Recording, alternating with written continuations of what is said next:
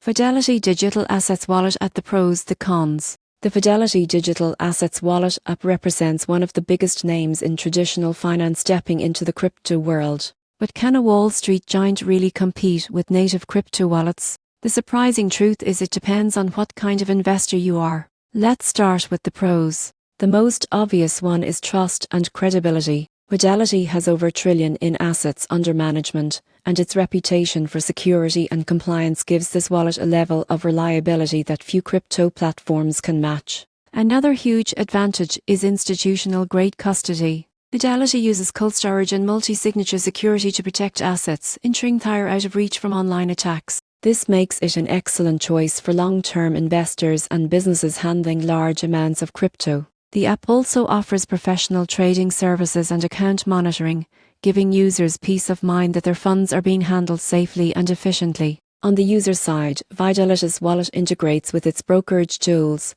allowing you to track both traditional investments and crypto in one place. That's perfect for people looking to diversify without switching between multiple apps. Now, the cons.